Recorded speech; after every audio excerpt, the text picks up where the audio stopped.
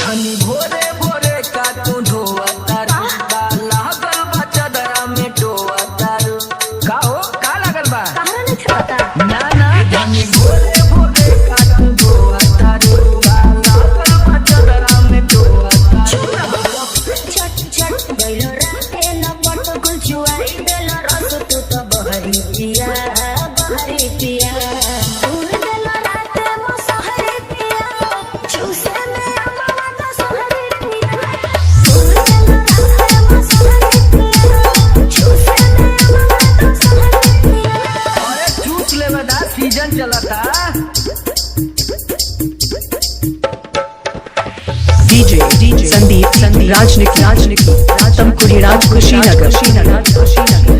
काहे छनकतारू ऐसे गुस्सा में छुई गयल होई चूसी चूसा में बाबा करू लेफ्ट घर से जी को तो कहिलो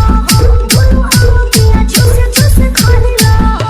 ए करवट कब छिट कब पट सुत देला तू तो कैला घर हरी पिया घर हरी पिया दूर देला राते मो सहरी पिया चूसे में अमवा तो सहरी पिया दूर देला राते मो सहरी पिया चूसे में अमवा तो सहरी पिया बाकी मजा आ गल चूसे में डीजे संदीप राजनिकी तमकुड़ी राज कुशीनगर मन तानी धनी भइल गलतिया होश में होश खो दिहनी रतिया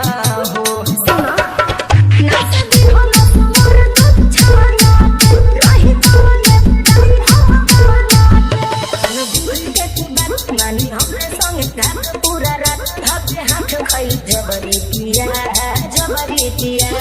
दूर देला राते मो सहरी पिया चूसे में अमवा तो सहरी पिया मिक्सिंग के लिए संपर्क करें मोबाइल नंबर 95 010 51 335। बड़ी बाउर बड़ो अरे कुछ झेल जा।